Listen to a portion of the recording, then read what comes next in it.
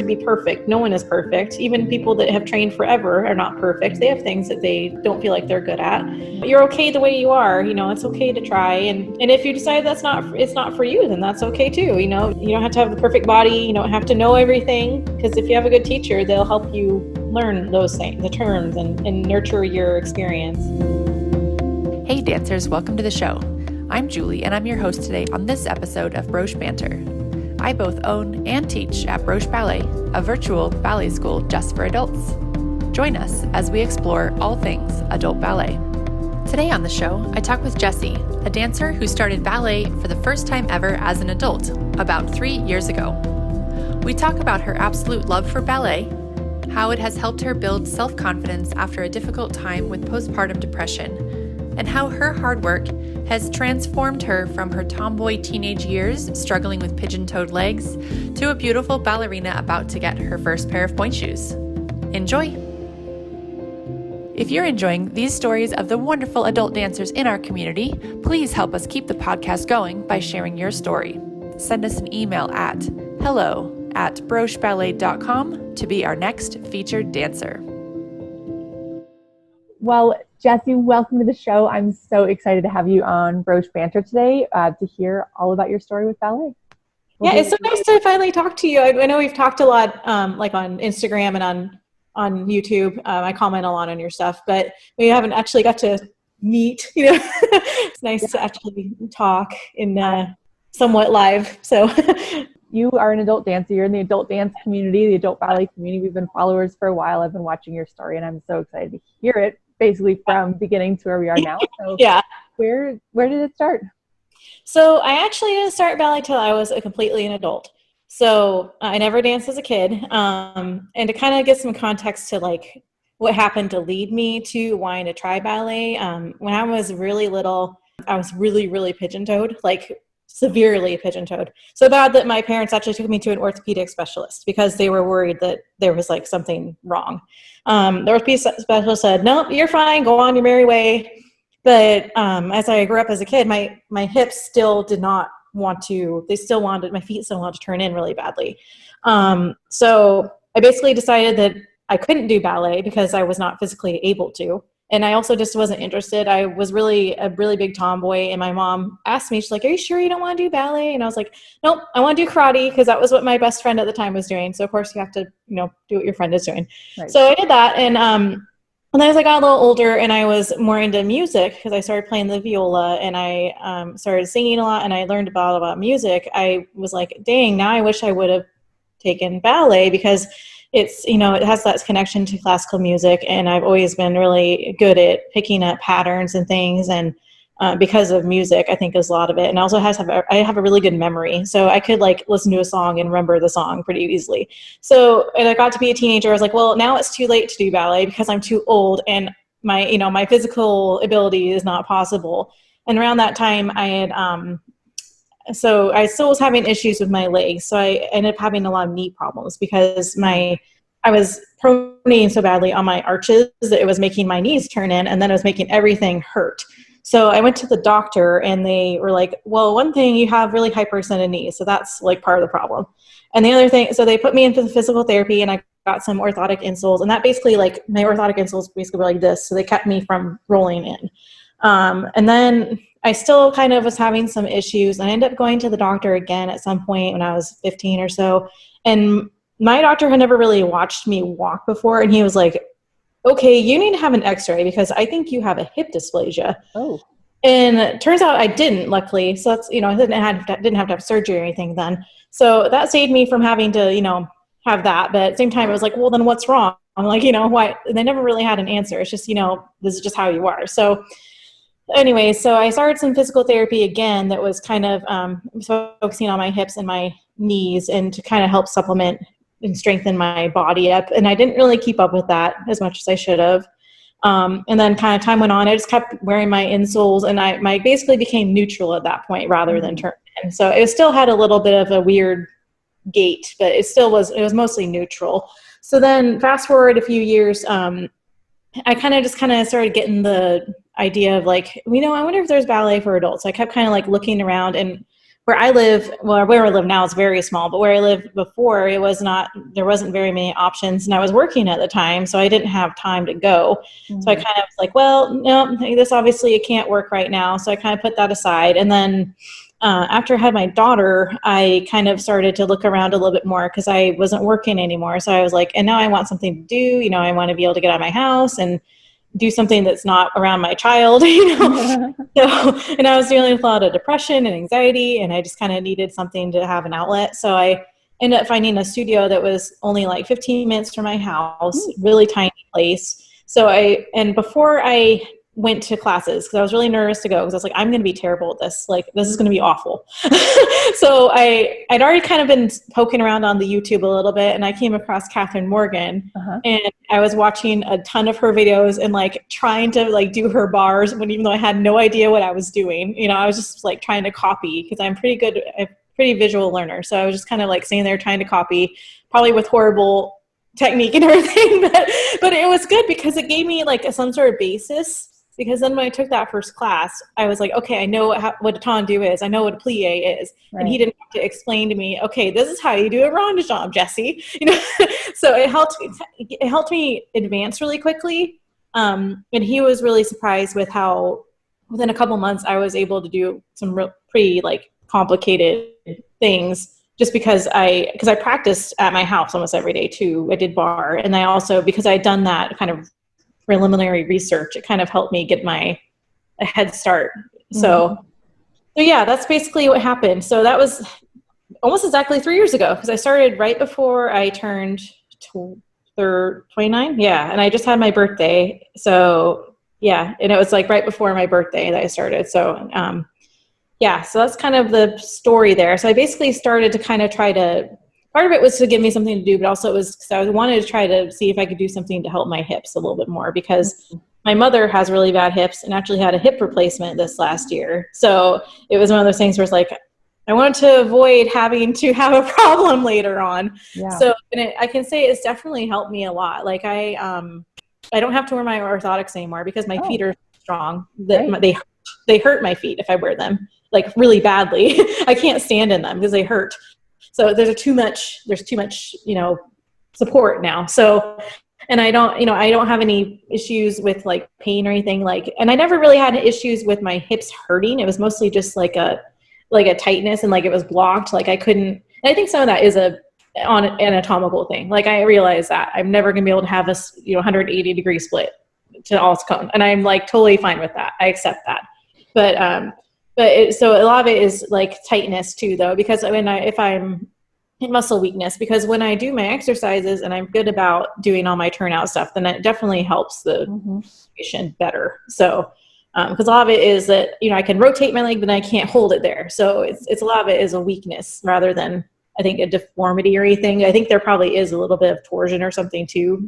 Again, I haven't been able to prove that, but there's only so much you can do to explore that route unless you get like MRIs and all those sorts of things. And it's like, the number of ballet classes you can take for one MRI, the price of one MRI is very high.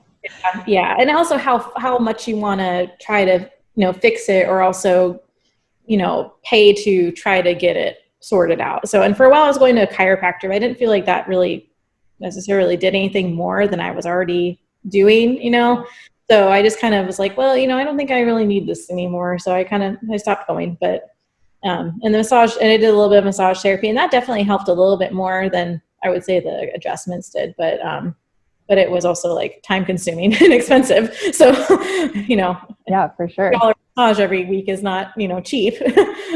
No, not at all. That adds up really fast. So a lot of people, if they are, pigeon-toed and feel like it's too late for them, wouldn't even try to go into a studio. Do you know what drove you? Like what was there like a really big drive, or like why did you get over that initial hurdle? I'm not exactly sure. I think it was kind of just like looking back on my past as a kid. Kids aren't always kind to people. So I got teased a lot when I was a little kid. So I just I wanted to do something to try to, feel better about my body, I guess, I think was some of it. Like I said before, I was also dealing with a lot of depression and anxiety. I had really bad postpartum depression. and I didn't even know I had it. So, and then when I started ballet about the same time as that, and that completely just like shifted my entire mental space, and also my, physically too, it put me in better shape, and I lost a lot of, like 20 pounds of weight. So for me, it was really confusing and also frustrating because I also have a thyroid disorder. So, and when I had low thyroid symptoms, usually it was depression. So I thought that I was like, well, no, my thyroid's just low. Test my thyroid. She's like, well, I did, and your thyroid's fine. So it's obviously something else, So, and I was frustrated because I was like, this has never happened to me before. I was like, every single time that I've been up, I've had a low thyroid, and I've had depression, it's like been the cause of it. And I've been fine since I had a medication dosage change.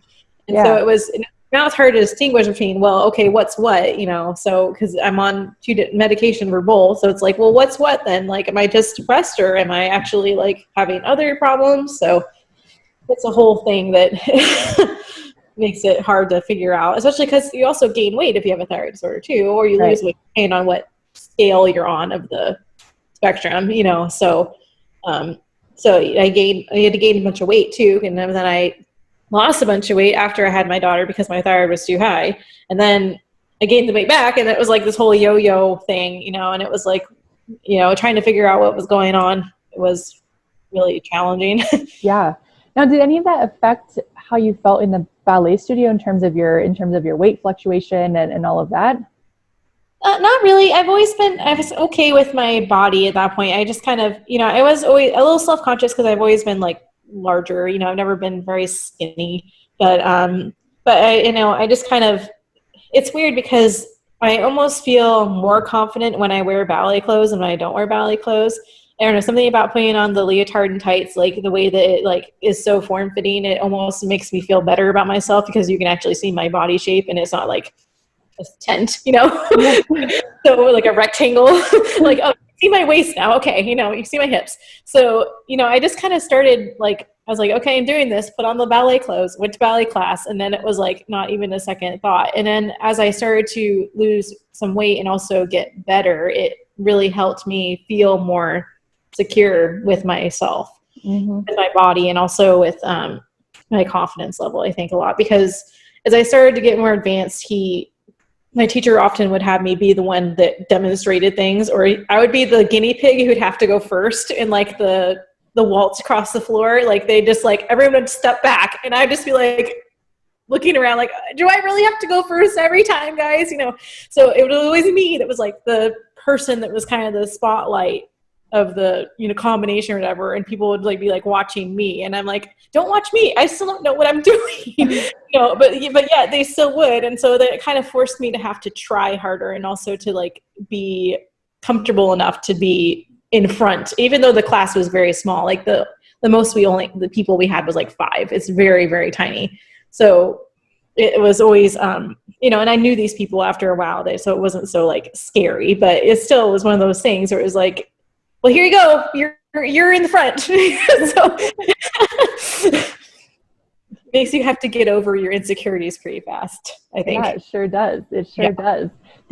So you started ballet now 3 years ago. In this period of time, over 3 years, did you ever want to quit, or has it been a smooth ride along the way? Well, it's really funny because as soon as I took that first class, I got really obsessed, like completely obsessed. I came home and I was like, I want to go back. I want to do it again.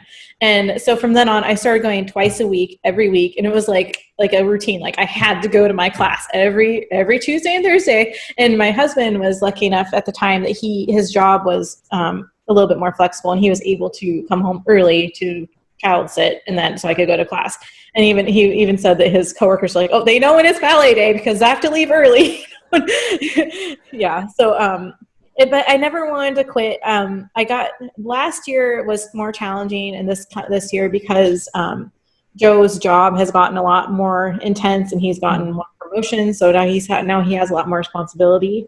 So last summer I kind of started thinking about looking for other options because it's hard for him to get off work early, and come home, and paying for a babysitter every single week, 2 times a week, is kind of excessive. And my family doesn't live close by. They live 45 minutes away.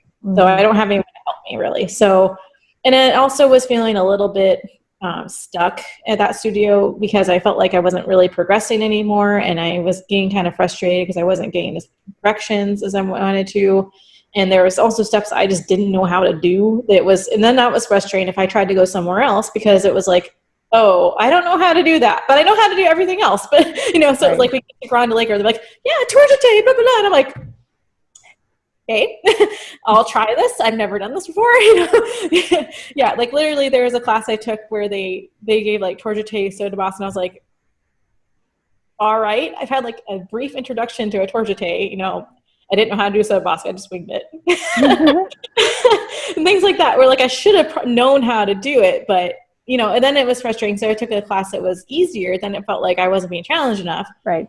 So it was like trying to find that balance of like what would be a good fit for me that was progressive, but also like at a level that I could handle. So I kind of went to a few places. I tried a couple that I didn't like, and then I found one that I actually liked a lot. That was it was actually a class I took with teenagers, and that was definitely liberating. Like, oh my God. It was like, I was super nervous about that because there were girls doing like triple pirouettes. I'm like, hey, and I hung in there as good as I could, and the teacher was super nice. He was like, you actually did really good for like, he's like, really, you did really good. And I was like, like, sure, so, and I was going to start going there, but just didn't work out with like schedules and timing. So I ended up finding a different studio it's quite far from me. It's almost an hour drive, but I do it because it's like, it's the option that I have. And I was doing twice a week there. But I had to drop the Monday night class because it was just getting too hard for trying to get Joe home in time to get me there and to go south. It just kind of became an issue. So I dropped that one, and I was going to Saturday classes every Saturday. So, and that was nice. And it was a good class for me because it was basic enough that I knew what to do, but it was also progressive. So it gave me, we started working on things I hadn't seen before, but I felt very at ease, like I could handle the combinations easily and do them well, because then I was able to improve a lot. Right. I feel like I improved a lot with like my tendus and like just really simple things that people hadn't necessarily paid attention to as much. Like the smaller details, like I had talked to that teacher about starting Pointe at some point, and she was looking at my ankles and my feet, and she was like, oh, well, we need to fix this. So I was like pointing my foot so hard that it was sickling, and no one had ever corrected me. So I was like, oh, so that completely changed like how I thought about doing tendus and how I worked my ankle forward rather than just trying to push my foot forward. So, and that made a huge difference. And then I feel like I've really like grown since then. And then of course COVID hit, and then that kind of put everything on a damper. So, because it can obviously go in person anymore. So yeah. And online, I tried to do a couple of I tried to just give myself class like I had been doing and like do YouTube videos, but I really quickly lost motivation to do that just because it was like, well, I kind of got defeatist about it. And I was like, well, if I can't go to ballet class anytime soon, then what's the point? Like why bother keep going? Which was definitely a mistake because the studio I used to go to was able to reopen because it's so small and it fit within the guidelines of where we are in Washington with our reopening phase. So I've been able to go to class a little bit now, like once a week is what I've been managing to do. And that first class was like, oh, everything hurt. And it was like, oh my God, why did I take a break? I took like 3 months off and did nothing, and I've definitely paid for it and a little bit with feeling really sore and out of shape and out of sorts, so yeah, with so many reasons to not do ballet, right? We all have so many reasons why we can't do it, shouldn't do it, won't be able to do it. This last few months has definitely been a big eye opener for everyone on terms of like really digging deep on why we like it and what we're doing it for and and we all have different reasons, and we've all found different reasons as to why why we've recommitted, why we've fallen out of it and come back to it, why we've what works for ourselves. I think we've all had to like actually make conscious choices about our decisions about ballet. Yeah, definitely. Well, that's the nice thing about ballet too, is that you can always come back and it's still there, and you still know how to do the steps, even if it's even if you feel like you're having a hard time with it, you still know how to do a plie, you still know how to do a tendu. It still kind of comes back to you pretty fast. And that was what happened with me in the last few weeks, where, that first class was really hard. And then the next one, it was like I was back already. I was able to do, a little bit more difficult things again. And it was, even though we were moving pretty slowly, it was like, oh, okay, we're starting to get it back. So yeah. And it's been nice to at least have something, Right. It does come back quick. It's like, you don't forget how to ride a bike or like swim in a pool. Exactly. These are things that you just remember how to do.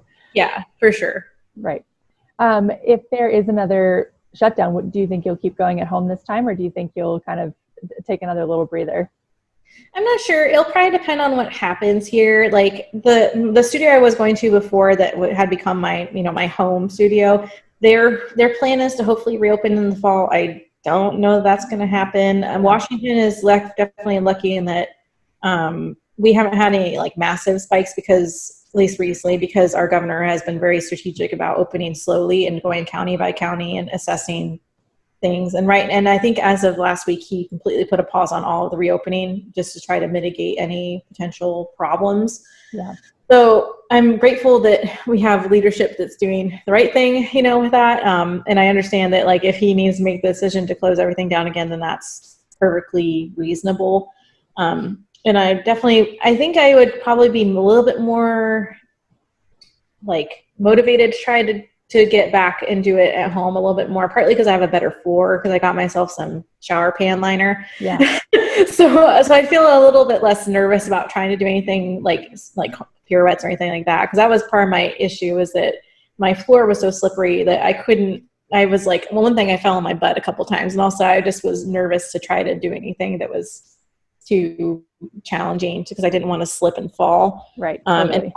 And it also didn't help me hold my turnout, which is already not good to begin with. So, right. It definitely makes a difference. But it's like, I don't know if you have one, but mine is almost too sticky, because then I can't turn because my foot gets stuck on the floor.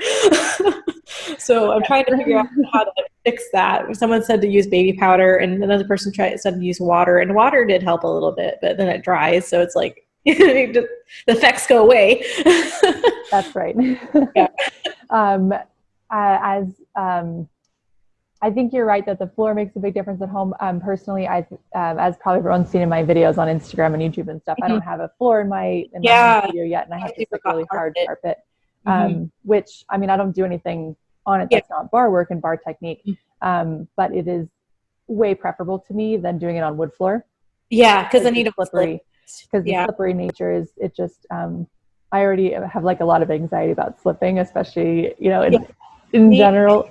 So. Me too. I had a really embarrassing story where, it was in my class, it was last year, and there was one day that I did two double pirouettes in a row. And I was like, I'd never done them before. And I was like, oh, and then like literally the next class I went to go do one, and I fell on my butt. It was so embarrassing. It was like, I just completely wiped out on my butt. And I was like, after doing two last class, I got overexcited, I think. And I was like, and then I was nervous and I was anticipating it. If I relax and I don't think about it, then I can usually do it. But that's right. Yeah, it dropped out of my head. Totally.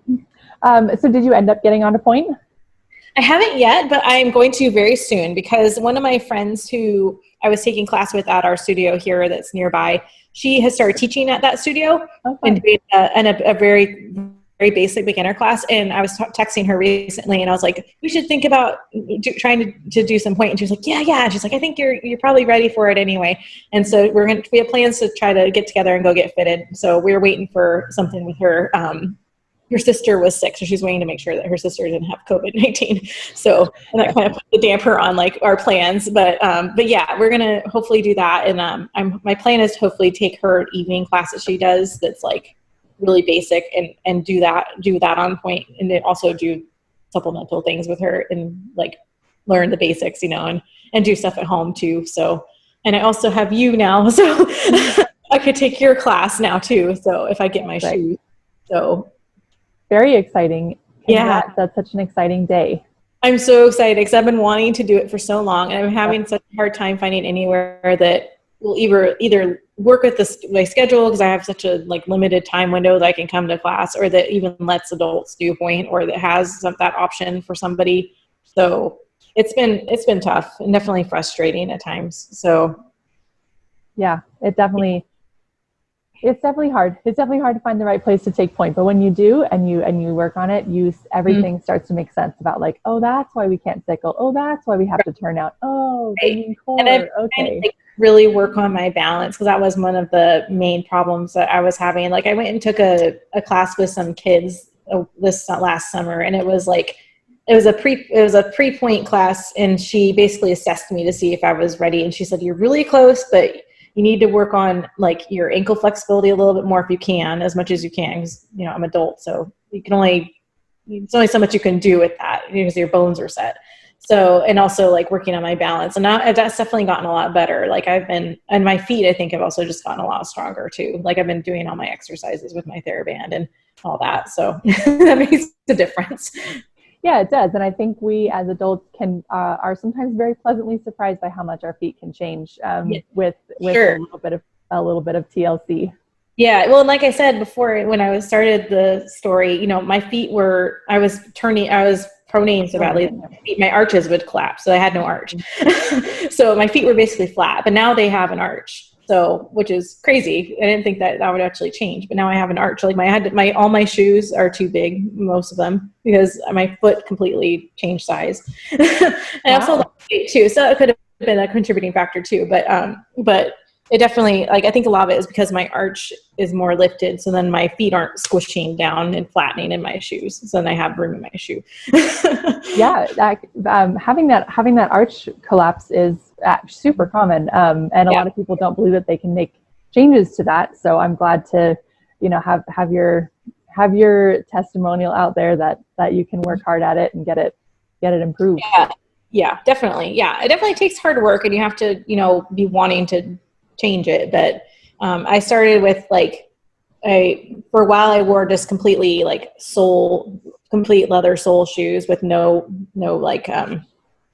split in the middle, and that helped a lot building up the strength in my feet. And then they started to hurt because they were just too much. So I had to take them. I had to stop wearing them, and now I just wear canvas. It's basically the softest ones I can find, because I like feeling like I can feel the floor. Yeah. And I work on my TheraBand stuff, and I try to do balances and things like that, and try to get my ankles strong. But I don't have great ankle flexibility still. Especially this way, I can obviously go this way, but this way is a lot harder. And I've gotten a lot better with just the flexion this way. So, which I think was a lot of that's part of being on Pointe, is you have to be able to get over enough. Right. So, yeah, you got to be able to point that foot far enough. Right. Just random observation. You use a lot of terms. Do you? Is that because you've had great training with teachers who use these words flexion and this sort of thing, or are you in that field? Oh, I'm not. I actually used to be a library worker. Oh, yeah. Okay. Yeah, I used to work for a public library system. But I watch a lot of videos about dance and, and the kind of the anatomy. And I'm actually really interested in anatomy and how bodies work. But I'm not good enough at math to do that. So it's not something I would pursue. But I definitely am interested in how bodies work, anatomically, especially in relation to dance. I just think it's fascinating, honestly, how the body can do certain things and why it doesn't do certain things. So yeah, it is fascinating. And I think I actually really enjoy hearing you use these technical terms, because I think we tend to think that you have to have a background in that stuff in order to understand it. And I think we forget that if we can learn how to point our toes, why can't we learn about the body without having a degree in anatomy or a degree in biology? Yeah. What do you see as your next goals for dance, or is the journey your main goal? What do you see as what you're looking forward to? Well, I'm really looking forward to when we can finally be in the studio more and be, and I'd really like to find a studio that's closer to me. Mm-hmm. But it's been the options for adult ballet around here are really scarce. There's not much of anything. Most of it's in Seattle, and I'm an hour from Seattle plus. So, and then you have to take into consideration the traffic and everything too. So, and it's like, yeah, so it's not quite workable for me to go to downtown Seattle to take a class. So, and, I'm trying to find what I can, and so it's been frustrating to try to find classes that are even options for me, So, I don't know if I have any like long-term goals other than I just like, for a while I was like really set on trying to get my splits and all these things. And like, you know what, like if I get them, that's fine. If I don't, I don't. And I know that like anatomically speaking, never going to get my middle split, and that's fine. Like if I can get my leg, to be nicely turned out where I can lift it to, then that's fine with me, but like if I'm, eventually I'd like to get my front splits if I can, but I've been really bad about stretching. So that's not something that's going to happen anytime soon then. So, otherwise I just like, I want to be able to take as many classes as I can, but it's so hard because again, having the options to take classes and also having just the time to go to class has been tough. So, yeah, Pointe was like the really big thing where like I really was like pushing for that. So I'm really excited to finally like be like, that point. So yeah, I don't know if there's any like other specific things that like, I think mostly I just want to improve like what I already know and also just keep learning and learn things I don't know yet. So there's still a lot I feel like I don't know. And that's the challenging thing about being an adult that starts as an adult is like you go into a class and, there's people that take a class when they're little kids for their whole lives, and they know all of the steps, and all of the how to do everything. And then you're an adult and you're like, oh, well, I know how to do this, but I don't know how to do this. Or I never seen this in my life, it's hard because you don't know. And I think you talked about that a little bit in your video too, about how it was frustrating how you didn't have progressive training where it was just like, you go into an open class and it's just like whatever you see is what you see. Right. You don't get anything beyond that, that really helps you progress forward. Yeah, it's easy to get stuck in a specific level because the levels are often a bucket instead of a ramp. Yeah. So you are just in this level and the next level is unattainable for you because they don't work on those things in the previous level. Right. Yeah, and that's what happens in the class that I go to is it depends on who's there a lot of times. Because if there's like my friend Sarah who's now teaching there, she's quite good and she danced, until she was a teenager. So she can do some really advanced things. And so when she's there, he kind of pushes the class a little bit more to help her feel like it feels like it's worth her time. But then we have, an 80-year-old woman who can't do those things. So you have to like, teach to everybody, and accommodate all the levels. And that's tough to do, as a teacher, I think. I'm sure you can attest to that. Yeah. Oh, yeah. Well, I mean, and that's why I created our Denver studios to be extremely hyper-focused levels, because as a teacher, I know that I'm not actually making anyone really happy. So I was very adamant about small classes and hyper-focused levels to help people find that. I mean, it's a little bit more difficult in the online world to create that experience, but definitely. I believe that we all want to get from A to Z and not just like get dropped at M and get dropped at D and not sure about what happens in the middle, and that especially if you want to explore other studios, like I was saying before, it's hard because if you're like, okay, well, I'm an intermediate dancer, and then you go take an intermediate class and you're like, this isn't what I learned in my class, and you're going, this is intermediate, this is hard. This is a lot different than I thought it would be, and like they're doing things that you don't know how to do, or, it's a lot faster paced even, and things like that. Mm-hmm. So it's definitely, it's definitely tough to try to find somewhere that will help you continue to progress, but also give you enough that you feel like you're learning and not being so flustered that you feel like you can't do it. Right. So, and I definitely felt like that before, like in that class I took the last summer with the teenagers, it was like, it wasn't even necessarily a hard class. It just was like, and it was also my first time there. So I was nervous and everything too. And I think that had a lot to do with it too. And they were kids. So, there was that too, but it was also like, I had this feeling because the combinations were so quick. I was just like, and he gave them to them like one time and they like had it. And I was just like, okay, I think I got half of that, so I will just follow that person. Yeah, it was pretty, and he, I think part of it was just his teaching style. He's balancing based kind of teacher, so it was all just like fast, really quick, and it was fun, but it was also like, oh my god. Yeah, it's sometimes it's fun to get pushed like that, but you do have to be in the right mental state going into it to be Definitely. open to that experience. Yeah, definitely. Yeah, I'm really grateful that they let me come to that class. So like I talked to the owner of the studio, and they were like super open to letting adults come to their classes. And they were like, yes, please come. We would love to have you. And it felt really nice to be a woman that had a really awful experience somewhere where like, they just were like downright mean to her, and it made her completely not want to go. And everyone in the comments was like, please just find a different studio and please go, because it's not, don't let this define your experience of adult ballet, because we trust you. Trust us. There's so many better options, and you will be, you will find a place that you feel comfortable and happy and accepted. So I think that's a lot of it, is just finding the right environment for you. And also just, like I said, a lot of it's just making yourself go and do the thing, and that's the struggle too, even with me, is that if I just make myself go, if I get in my car and I go, then I go. Because it was really nerve-wracking for me the first couple times I explored going to other places, because, I have a little bit of driving anxiety too. So it was like, I have to drive to the place. And then after you go the first time, it's like, no big deal. Okay, we can do this, so, and it's fine.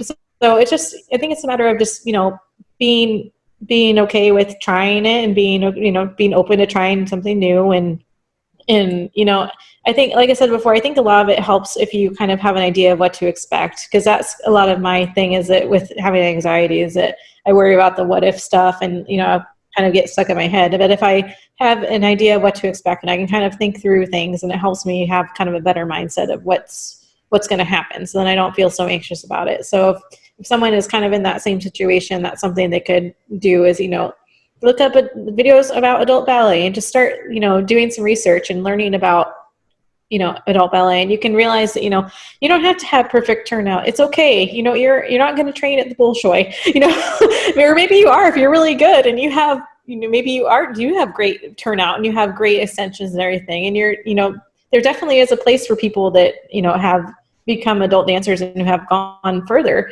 But it's okay if you don't, though. I think that's a lot of times what people forget, is that, like, you don't have to be perfect. No one is perfect. Even people that have trained forever are not perfect. They have things that they don't feel like they're good at, but if you're okay the way you are, it's okay to try, and if you decide it's not for you, then that's okay too. Don't make yourself go if you decide that you don't like it, because what's the good in that?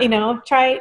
It doesn't hurt to try, though, and you don't have to be, you don't have to have the perfect body. You don't have to have, you don't have to know everything either, because if you have a good teacher, they'll help you learn those things, the terms, and, and nurture your experience. So. It sounds awesome. There's really no reason not to give it a try if you're out there listening, and definitely something on your mind. Yeah, for sure.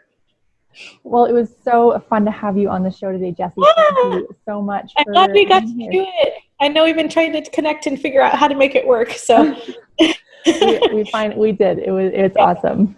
Thank you so much. It's been so fun to hear your story and kind of get a chance to actually meet the face behind the Instagram page. Definitely. Thanks for listening today, dancers. For more adult ballet, you can follow our studio on Instagram and Facebook at Broche Ballet. You can follow me on Instagram at Julie the Ballerina, or check out our blog and YouTube channels for more content. You can even dance with us in our online studio with daily live Zoom classes, private lessons, and our on-demand video library. Don't forget to have your story featured on our podcast. Email us at hello@brocheballet.com. I'm Julie Gill, and this was Broche Banter. Happy dancing!